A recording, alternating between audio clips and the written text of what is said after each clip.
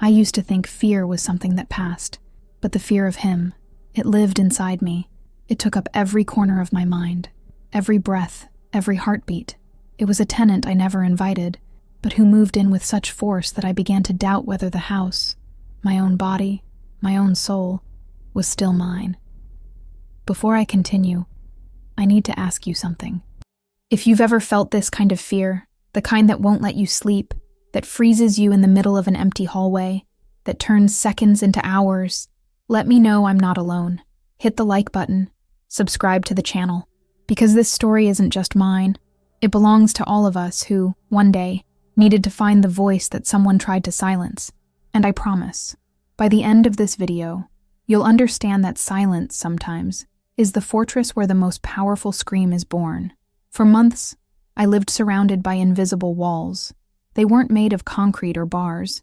They were made of glances that pretended not to see, of smiles that hid discomfort, of voices that whispered when I passed and fell silent when I approached.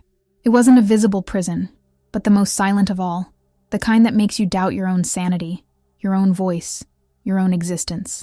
I worked in a tall building, in the pulsing heart of Seoul, a structure of glass and steel that reflected the gray Korean sky, where everything was modern, efficient, calculated.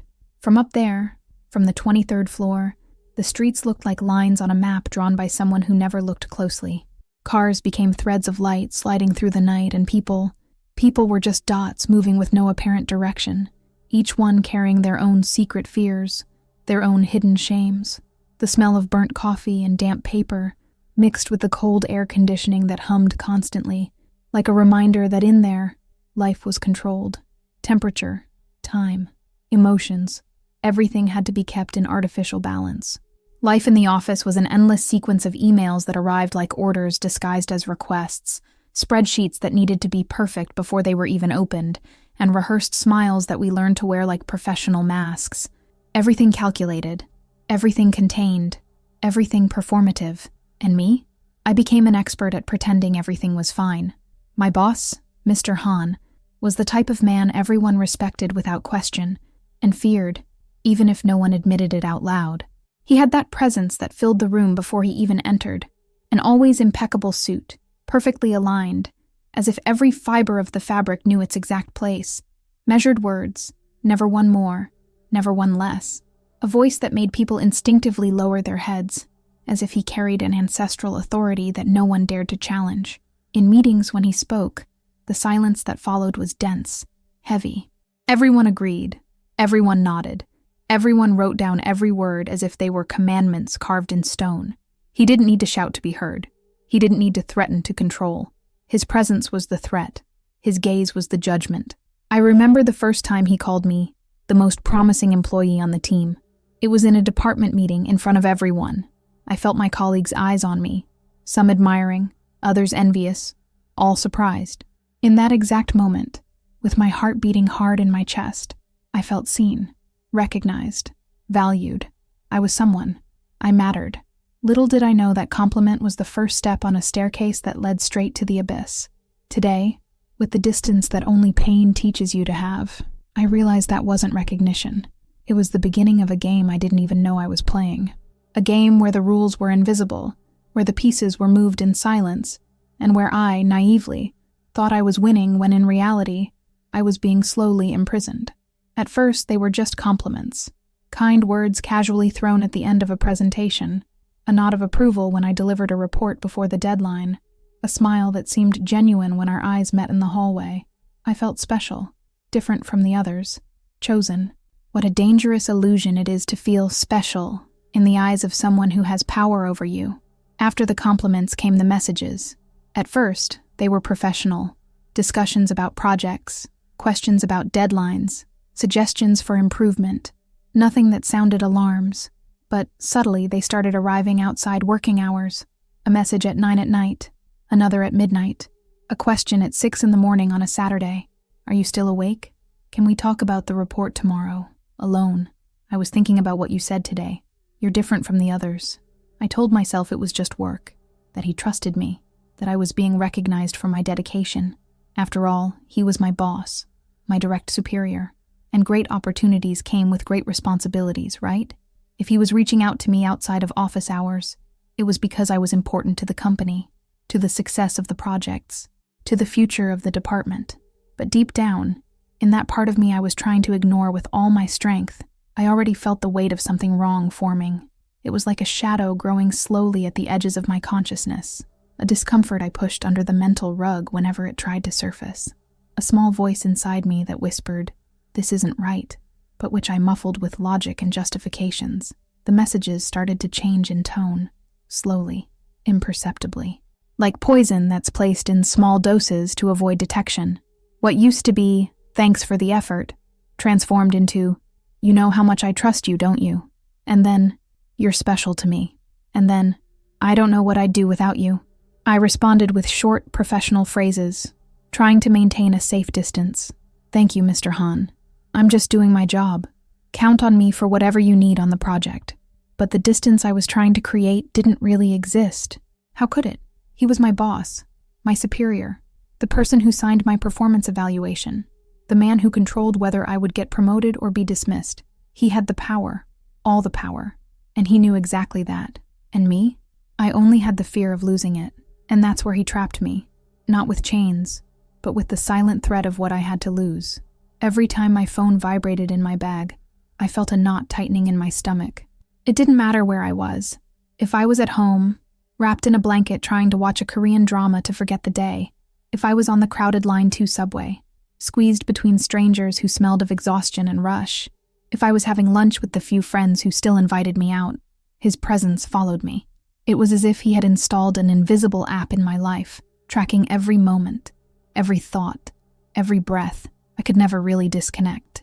I could never be totally present anywhere, because part of me was always alert, waiting for the next message, the next summons, the next test of how far I was willing to go to keep my job.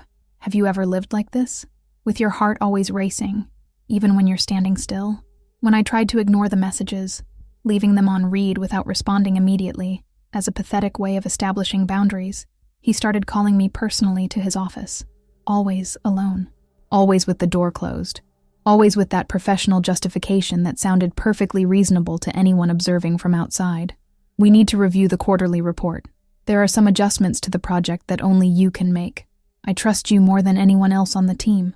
And then, the door would close, and the sound of that metallic click of the handle fitting in, that simple, mechanical, common sound, became the sound of my fear.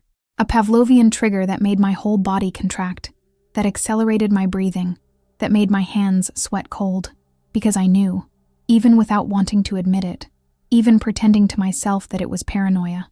I knew that when that door closed, I was no longer safe, and it was on one of those days, in one of those closed rooms, that everything changed. It was a winter afternoon, the kind of day when Seoul is covered by a gray mist that seems to suck all the color from the world. Outside, the temperature was below 0, but inside his office, I was sweating.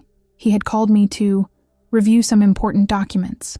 I entered with my laptop, my agenda, my carefully constructed professional posture. He was standing next to the enormous dark wood table that dominated the space. The curtains were partially closed, leaving the room in a half-light that was neither day nor night, an environment suspended in time. "Sit here," he said, pointing to a chair next to him, not across the table as would be normal. "I need you to see this up close." I sat down, rigid, every muscle in my body tense. He leaned over to show me something on the computer screen, and that's when I felt it, the touch, light, almost imperceptible, his hand on my lower back, as if he were just leaning for support to lean better, just for a second, maybe 2, but it was enough to make me freeze completely. It was as if all the oxygen had been sucked from the room. I smelled his perfume, an expensive woody fragrance that before seemed simply professional, but which at that moment became oppressive, nauseating, threatening. I felt his breath too close to my ear, a warmth that shouldn't be there. I felt my whole body reacting with an almost uncontrollable urge to get up and run, to scream, to disappear. But I didn't do any of that. I froze. My body simply stopped responding to my commands. Like an animal that plays dead to survive the predator, like a system that goes into emergency mode and shuts down everything that isn't essential, I dissociated from my own body, watching that scene as if I were watching a movie about someone else. He continued talking about the document, as if nothing had happened, as if that touch meant nothing, as if he hadn't just crossed a line that shouldn't even exist. And me? I continued sitting there, pretending that nothing had happened either. Because what could I do? Accuse a respected man of something that lasted only 2 seconds? Something he could easily deny, saying it was accidental? Something no one but me had seen? But my body had seen, and my body doesn't forget. From that day on, I started avoiding the office. I made up headaches on mornings when I knew I'd have a meeting with him. I asked to work from home whenever possible, claiming greater productivity. I arrived later, left earlier, ate lunch at my desk so I wouldn't have to run into him in the hallway, and each absence, each attempt to protect myself was followed by an email from him. Short, cold, calculated. You know your absence hurts the team. I hope everything is okay. We need to talk in person. Your performance is being observed. Don't let this become a problem. The threat was never direct, but it was always there, between the lines, like a ghost you don't see, but feel watching. At night, in my small apartment in Mapogu, I became an expert in loneliness. The place was compact, typical of Seoul, a room that served as living room, kitchen, and refuge, a tiny bathroom, a window that looked out onto a narrow alley where street cats held their nightly concerts. I looked through the bars of that window and saw the city lights blinking in the distance. Millions of lit windows. Millions of lives happening simultaneously. Families eating dinner together. Couples watching television in each other's arms. Students fighting sleep to pass yet another exam. And I wondered, how many of those lights illuminated someone feeling the same as me? How many of those people were trapped in a fear that no one saw? Seoul's streets were always full, but I had never felt so alone in my entire life. I ate instant ramen straight from the pot, sitting on the kitchen floor, watching the steam rise and get lost in the cold air of the apartment. I watched the steam dissipate, imagining if one day I could also disappear like that, dissolve without leaving traces, evaporate without making noise, vanish without anyone missing me, because that was the feeling, that if I disappeared, no one would really notice. My colleagues would find someone else to do my work. My parents, who lived in the countryside, would continue their simple lives. My friends, who already saw me less and less, would fill the void with other company. And him? He would simply find another promising employee to torment. Have you ever been afraid of someone everyone thought was admirable? If you have, tell me in the comments. I need to know I wasn't the only one going crazy questioning my own reality, because that's the most sinister part of it all, when the monster wears such a perfect mask that you start to doubt whether the monster is him or you. When everyone around sees an exemplary leader, a dedicated professional, a respectable family man, and you're the only one who sees the predator underneath the costume. I started questioning myself constantly. Was I exaggerating? Did I misinterpret? Was that touch really accidental? Were the messages just him being attentive? Was I creating a problem where there wasn't one? And that doubt, that gaslighting I was doing to myself, was worse than the harassment itself. Because when you no longer trust your own perception of reality, you lose your footing. You lose the reference of what's right and wrong. You lose the certainty that your feelings are valid. And when you can't trust yourself, you become completely vulnerable to whoever wants to shape your reality for their own benefit. Things got worse on a Tuesday in March. I remember because it was my birthday. Not that it mattered to anyone in the office. I had turned 28 on Monday, alone, eating a piece of cake bought at the 7-Eleven convenience store, watching strangers on Instagram lives, celebrating lives that seemed infinitely happier than mine. On Tuesday, he called me to his office. Again, alone. Again, door closed. But this time, something in his voice was different. More serious, graver. The kind of tone that announces consequences. "Sit down," he said, without the false warmth he usually used with me. I sat in the chair across the desk, this time grateful for the physical distance. He picked up a folder, opened it slowly, leafed through some papers with theatrical calm. The silence stretched out, heavy as lead. I could hear the clock on the wall marking each second. Tick, tick, tick, like a countdown to something terrible. "Your contract is being evaluated," he finally said, without taking his eyes off the papers. "As you know, we have to make cuts in the department. The board is analyzing each employee's performance." My heart plummeted. I knew my work was good, more than good. It was excellent. I delivered everything on time, took on extra tasks, worked late, reviewed colleagues' reports. I worked harder than anyone else on that team. But none of that mattered at that moment, because it wasn't about work, and we both knew it. He raised his eyes and looked at me directly, and then came the smile. That light, almost paternal smile that made my stomach turn.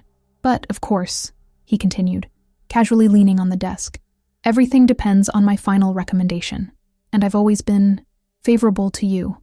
You know that, don't you? I understood. He wasn't talking about work. He was talking about control, about possession, about a power game where I was the piece, and he wanted to let me know exactly who moved the board.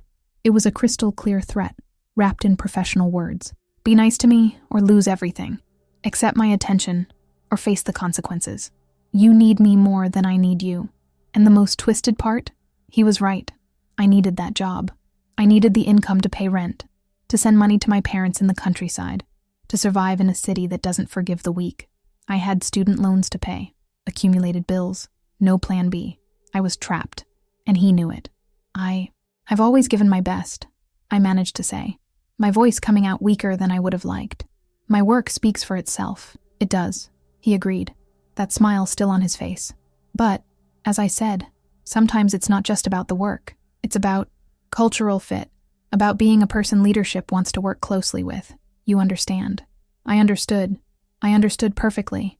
I left that office shaking. My legs barely supported me. I grabbed my bag, my coat, and simply left the office, without explanations, without asking permission, without caring about my colleagues' surprised looks. The cold March air cut my face like ice blades, and even so, it felt like the heat from that room, the smell of his perfume, the feeling of the threat were still trapped on my skin, like an invisible mark I couldn't wash off. I took the subway at the nearest station. Line 2 was packed as always, bodies pressed against each other, tired faces illuminated by phone screens, everyone existing together but completely isolated in their own bubbles of silence. I sat in the corner, near the door, and cried. I cried silently, trying to hide the tears with my coat sleeves, wiping my face quickly whenever someone looked in my direction. But no one looked. In Seoul, no one looks. It's an unwritten rule of the city. You don't make eye contact. You don't invade others' emotional space. You don't get involved with strangers' suffering. Everyone carries their own burdens in silence, with dignity, without making a scene. And there I was, breaking into pieces in a subway car, and no one saw. Or if they saw, they pretended not to. And somehow, that was both a relief and a confirmation of my absolute loneliness. I got home when it was already night. The lights in the alley flickered, some neon signs from cheap restaurants, the yellowish light from neighbors' windows, the cold glow of street lamps. I climbed the 4 flights of stairs to my apartment, each step weighing like mountains.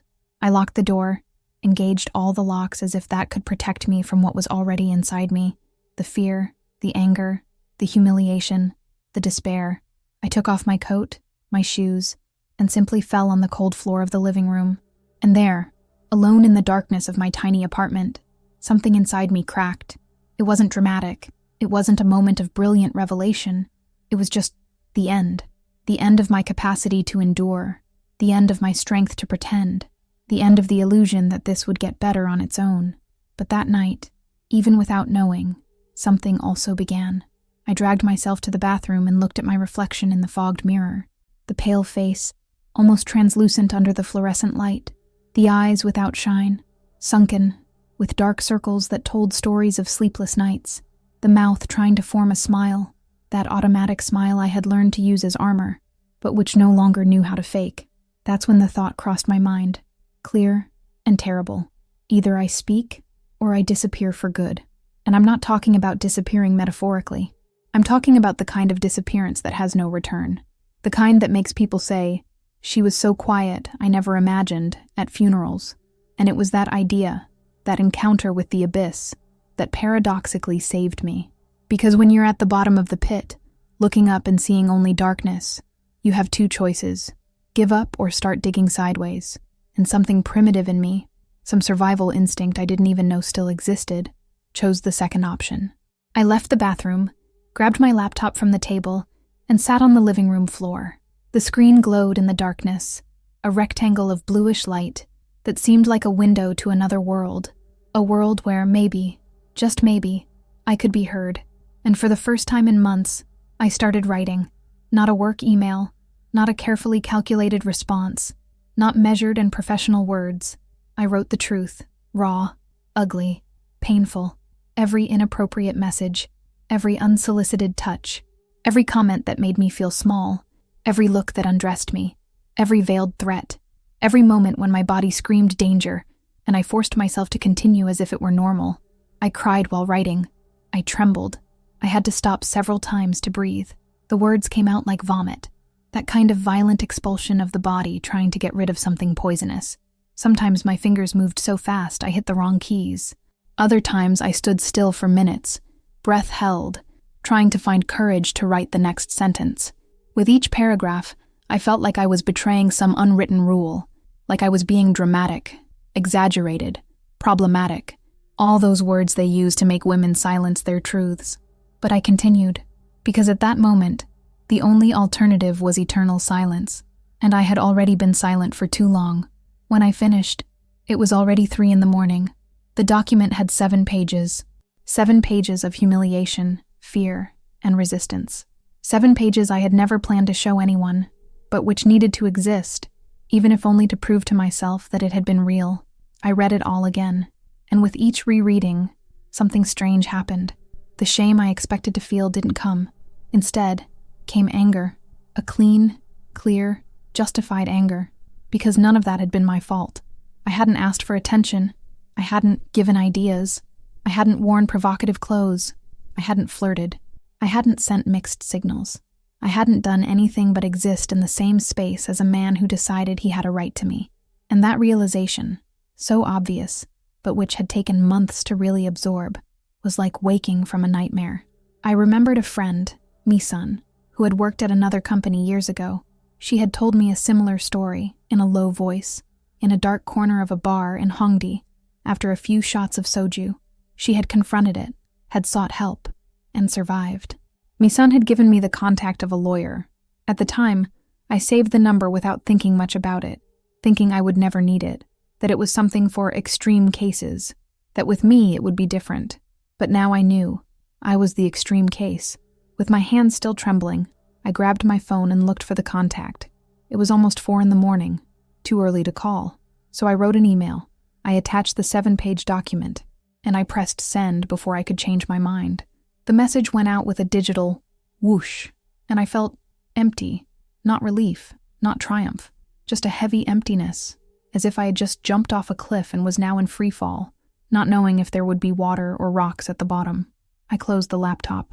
I lay on the floor, because the bed seemed too far away, and I slept right there, exhausted in a way that went far beyond the physical. At that moment, I didn't know if I was freeing myself or condemning myself.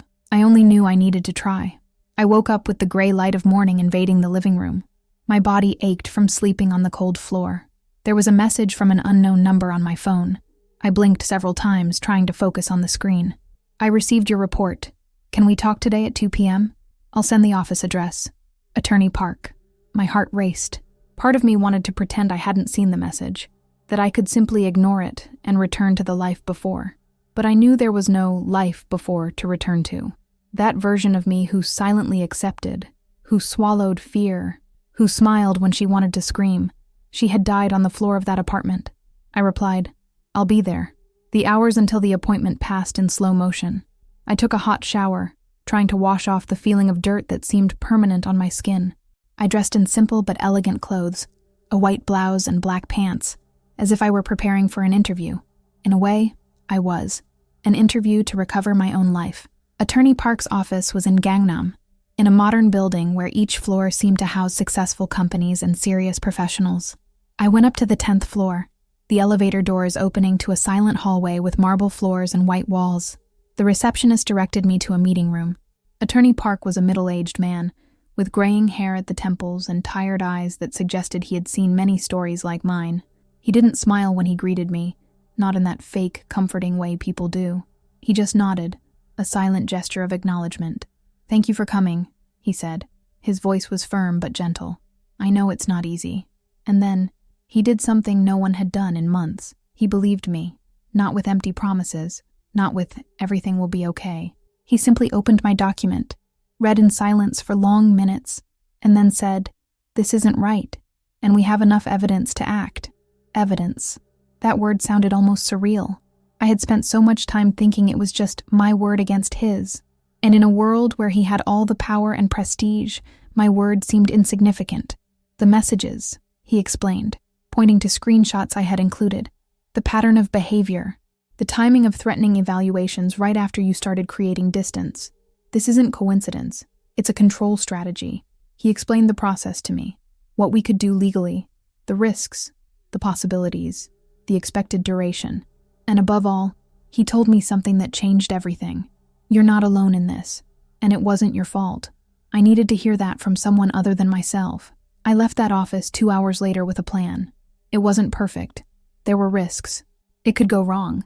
But for the first time in months, I had something I had forgotten existed. Hope. Not the naive, pink kind of hope. Hope of the kind that survives winter. The kind that says, maybe I won't win, but at least I fought. A few days later, while I was trying to maintain a normal routine at work, a job that now felt like a stage where I played the role of normal employee, Attorney Park sent me a message. Notification sent to the company. Ready? Ready? No. We would never be ready for this. But I said yes anyway, because sometimes courage isn't about being ready. It's about doing it even while terrified. The legal notification arrived at the company on a Thursday. I wasn't at the office that day. I had chosen to work remotely, following Attorney Park's advice. It's better you're not there when the storm begins, he had said. Storm was a gentle term for what happened. I received messages from colleagues. Not many. Most kept their distance, like rats leaving a sinking ship. But some messages came.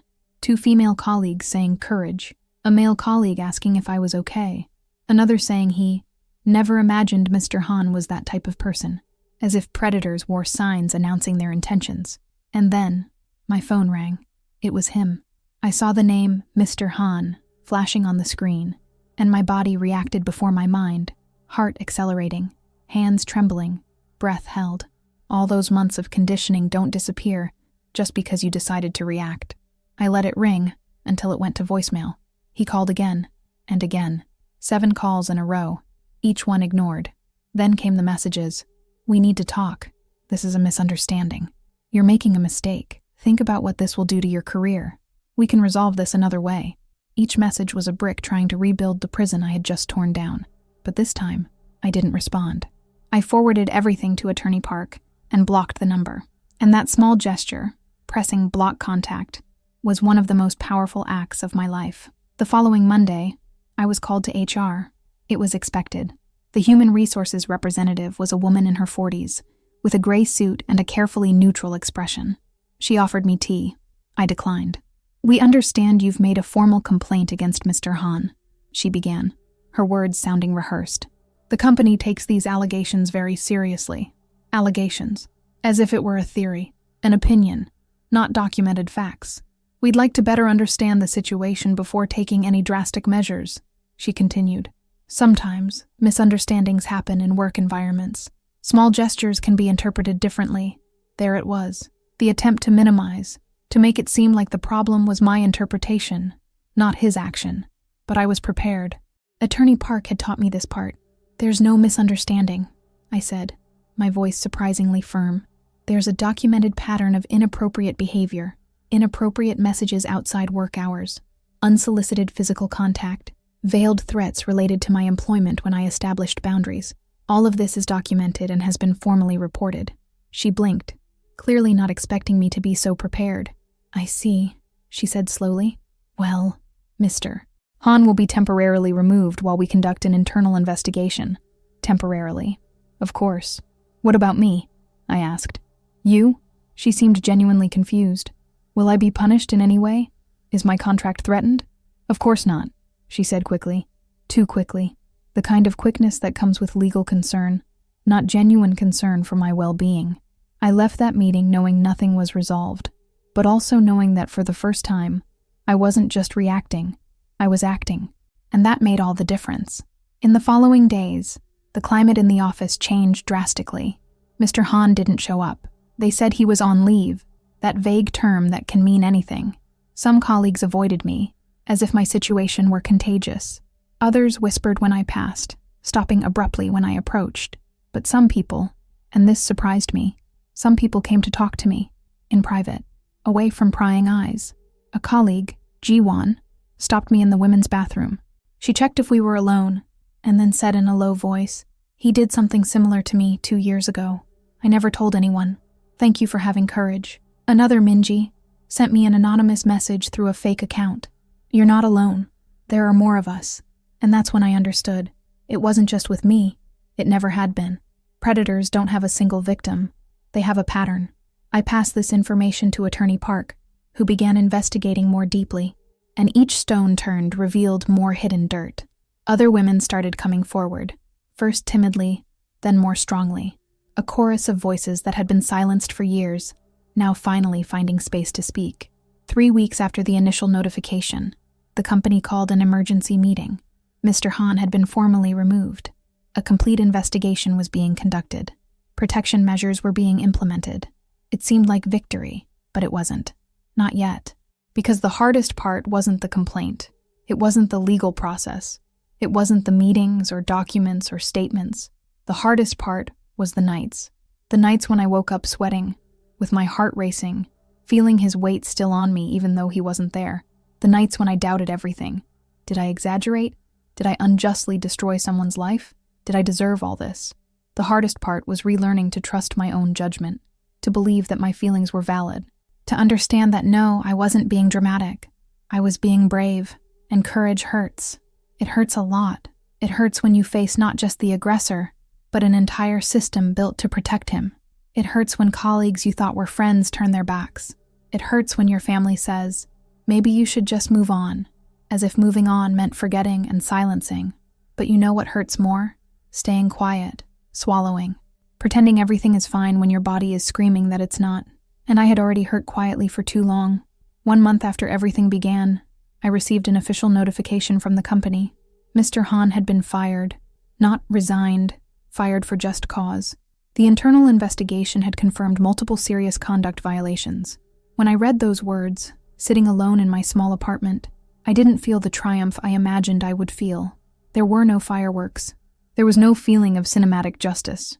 I felt tiredness, a deep tiredness, and also relief, but a heavy relief, the kind that comes when a war ends and you can finally stop fighting. And I also felt something I didn't expect. Compassion for myself. Compassion for that girl who entered that office months ago, full of hopes and dreams. Compassion for all the times she doubted herself. Compassion for all the nights she cried alone. Compassion for all the strength she needed to gather just to survive each day. And forgiveness. Forgiveness for all the times she blamed herself, who thought she had done something wrong, who thought she deserved it, because we don't deserve it. We never deserve it. In the months that followed, I learned that healing isn't linear. It's not a straight line from point A, pain, to point B, peace. It's a labyrinth. It's 2 steps forward and 3 back. It's good days where you feel invincible, followed by days when getting out of bed seems like a monumental achievement. I started therapy, something I had postponed for years, always thinking, it's not that serious, or that it was weakness to ask for help. The therapist was a kind woman named Dr. Kim, who had a small office in Gangnam, with plants in the window, and a comfortable armchair where I finally allowed myself to fall apart. "Trauma has no expiration date," she told me in one of the first sessions, when I apologized for still being affected by something that had already ended. "The body keeps the memory even when the mind tries to forget," she explained. "And there's no shame in needing time to process." Time, that word I had spent months trying to speed up, wanting only to get over and move on. But healing doesn't work like that. Healing is returning, repeatedly, to the same painful places in your psyche until, eventually, they hurt a little less. It's like massaging a contracted muscle. It hurts while you work the knot, but eventually it releases. I also left that job. Not immediately. I waited until I got another opportunity. But I knew I couldn't stay in that building, in those rooms, in those hallways where every corner held a memory of fear. My new job was at a smaller company, in another district of Seoul. Less prestige, perhaps. Slightly lower salary. But for the first time in years, I went to work without that weight in my stomach, without the fear of running into someone in the hallway, without the anxiety of hearing my phone vibrate. And that's priceless. I reconnected with friends I had neglected during the dark months. Misun, who had given me the lawyer's contact, became a close friend. We met in small cafes in Hongdae, talking for hours about everything and nothing, slowly rebuilding my ability to trust people again. "You know you were brave, don't you?" she told me one day, while we drank iced coffee and watched people pass by. I had initially denied it. Courage was for heroines. I was just a person trying to survive. "No," she insisted. "Courage isn't not having fear. Courage is having fear and doing it anyway. And you did." And maybe she was right. For weeks, I had nightmares. Nightmares where I returned to that office and discovered nothing had changed, that the notification had never been sent, that I was still trapped. I woke up sweating, with the sound of his voice echoing in my head, my heart beating so hard it felt like it would come out of my chest. But each day, that voice became a little more distant, the echo a little weaker, the memory a little less vivid, until the day the alarm went off in the morning. And for the first time in almost a year, I didn't feel afraid to get up. That was the day I realized I was really starting to heal. I started doing small things that before seemed impossible. Walking alone at night without that constant knot in my stomach. Using the subway without feeling like everyone was judging me. Looking at my phone without that immediate anxiety. Small victories, but victories nonetheless. I also started writing. Not professional reports, not carefully crafted emails, but thoughts, feelings, memories that needed to come out of me so I could finally breathe freely. I wrote about fear, about anger, about guilt that shouldn't exist but existed anyway. I wrote about the small daily deaths of having to smile when I wanted to cry, of having to seem professional when I was falling apart. And I wrote about survival, about resistance, about the silent strength that exists in simply continuing. One Saturday in autumn, a few months after everything, I decided to do something I had avoided. Return to the banks of the Han River. That place had always represented Seoul to me, the city in constant movement, the lights reflected in the water, life happening around. But during the darkest months, I had avoided it. It seemed too happy a place for someone who couldn't remember how to really smile. That day the sky was clear, a rare blue in Seoul, where gray usually predominates. I went alone, on purpose. I needed to prove to myself that I could be alone without feeling lonely. The wind hit my face, cold, but clean. The tree leaves had started changing color, shades of yellow and orange that made the park look like it was on fire. The bridge lights reflected in the water even during the day, and people passed. Some hurried, others slow. Couples holding hands, families with small children, elderly people doing morning exercises, students with headphones, lost in their own worlds, everyone living. And for the first time in a long time, so was I. I stood there, watching the water flow, feeling the world move again, and I realized life had continued. While I was trapped in that cycle of fear, the world didn't stop. The seasons changed. People were born and died. Life happened. And now, finally, I was happening too. It took me months to understand, but pain didn't kill me. It transformed me. It transformed my perception of strength, understanding that vulnerability isn't weakness. It transformed my relationship with fear, learning that being afraid doesn't make you a coward, but that facing that fear makes you brave. It transformed my understanding of justice, seeing that sometimes the greatest victory isn't destroying your enemy, but rebuilding yourself. The therapist once asked me, "What would you say to the version of you from a year ago, if you could?" I thought for a long time, and then I answered. I would say, survive. Just survive today, and tomorrow, and the day after tomorrow. Because one day, I don't know when, you'll wake up and the weight will be a little lighter, and you'll look back and realize that surviving was the bravest thing you've ever done. And I survived. Not perfectly, not without scars, but I survived. And those scars, they're not marks of weakness. They're maps of battles. They're reminders that I've been through things I thought would kill me, and I'm still here. I still breathe. I still feel. I still live. Today, 2 years later, I still work in Seoul. The same subway noise filling my ears every morning. The same smell of coffee in the narrow streets. The same sky that alternates between gray and rarely blue. The same city that witnessed my fall and my reconstruction. But something inside me is profoundly different. I walk with my face up, not arrogantly, but consciously. I look people in the eyes when I speak. I say no, without following with 5 paragraphs of apologies. I establish boundaries without guilt. And above all, I learn to recognize the signs. The signs of when someone is trying to manipulate you. The signs of when your intuition is screaming, but you're trying to silence it with logic. The signs of when something is wrong, even if everyone around is pretending it's normal. At my new job, when a colleague started making inappropriate comments as a joke, I didn't smile politely. I confronted him, calmly but firmly, in front of other colleagues. "That type of comment isn't appropriate," I said. He was shocked. Others were uncomfortable, but no one made comments like that to me again. And 2 younger female colleagues came to thank me afterward, saying they were uncomfortable but didn't know how to react. Sometimes our courage gives others permission to be courageous too. I also became a mentor to young professional women in my field. Not formally. I don't have an official title or certificate, but when I see someone with that look I recognize, that mixture of fear and doubt and, am I exaggerating? I start a conversation. Trust your intuition, I say. If something feels wrong, it probably is, and you don't need anyone's permission to protect yourself. Some listen, others aren't ready yet, and that's okay. Each person has their own time. It took me months to be ready. I can't demand that others be faster than I was. Sometimes, when the wind blows from the Han River and the cold touches my skin, I remember those dark days, the fear that lived in me, the sleepless nights, the weight of each morning, the feeling of losing myself one piece at a time. And even so, I smile. I smile not because it was easy, not because everything turned out well, but because each step I take today is a reminder that I survived. Each deep breath is proof that fear didn't destroy me. Each day I wake up without that knot in my stomach is a small victory. The scars are still there. They probably always will be. I still have bad days. Days when something, a smell, a similar voice, a situation that vaguely reminds me of that office, takes me mentally back to that place. But the difference is, now I know it's temporary, that a trigger isn't a life sentence, that I can feel the fear without being consumed by it. And that is freedom. Freedom isn't the absence of fear.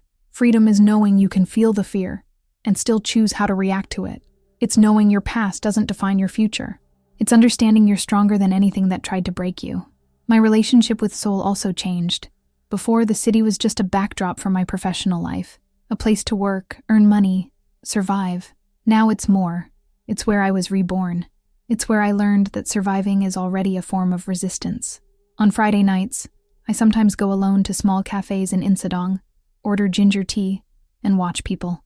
Each person carries their own stories, their own pains, their own secrets that no one sees. And I think, how many of these people are fighting silent battles? How many are smiling on the outside while falling apart inside? How many need to hear they're not alone? And that's why I share my story. Not because I want attention, not because I want to be seen as a victim or heroine, but because silence protects abusers. Silence keeps other people trapped in the same cycle. And if my story, with all its pain, all its imperfection, all its raw truth, can make a single person feel less alone, then every difficult word was worth writing. If you made it this far, thank you for listening. If this story touched you in some way, leave a heart in the comments. Not for me, but so other people know they're not alone in this. If you're going through something similar now, I want you to know, it's not your fault. No matter what you were wearing, how you were acting, or what signals you think you gave, the responsibility always belongs to whoever abuses power. Your intuition isn't betraying you. If something feels wrong, trust that feeling. Years of evolution gave us instincts for a reason.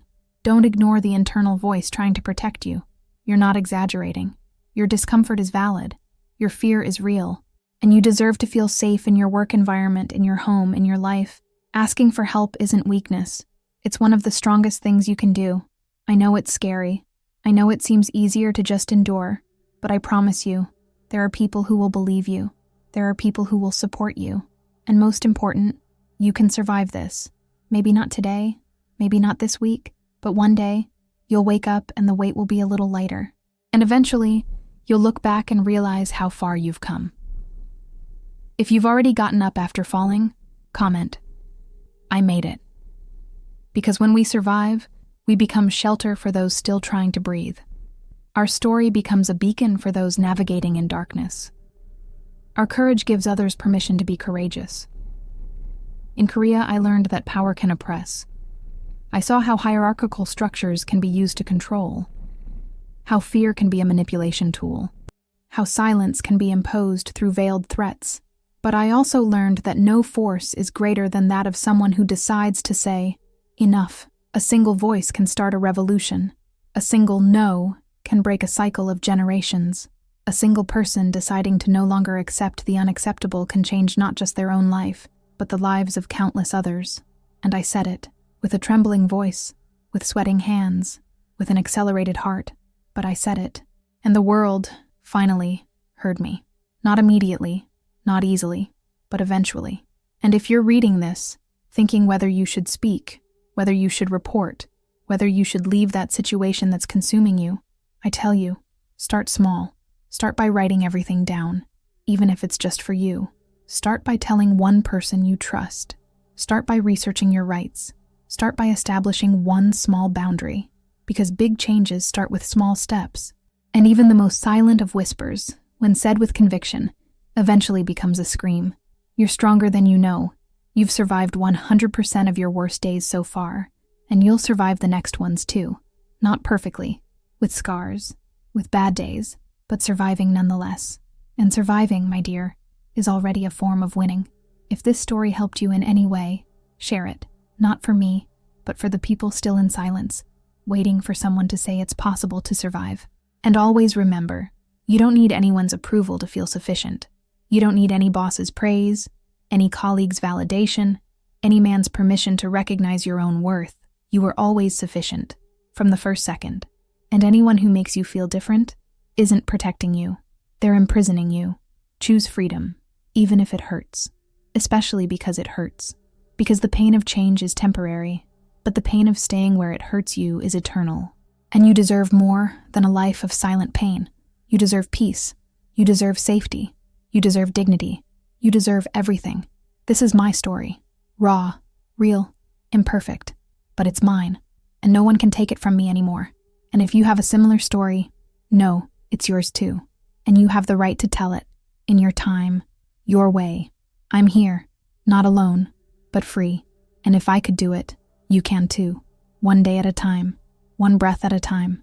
Until one day you look around and realize you're no longer just surviving, you're living. And that, my dear, is everything. Thank you for listening to me until here. I know it wasn't easy. Stories like this never are. But if there's one thing I learned, it's that sharing pain is the first step to healing. Subscribe to the channel. Not for me, but for the community we're building of people who decided to no longer stay silent. Leave a comment, even if it's just a heart, because someone out there needs to see they're not alone. And if you know someone who needs to hear this story, share it. You may not know it, but you could be saving a life until the next story. And remember, you're amazing exactly as you are. And when the world tries to make you small, remember you are already giant enough to survive until here. That's your strength, and no one can take that from you. See you soon.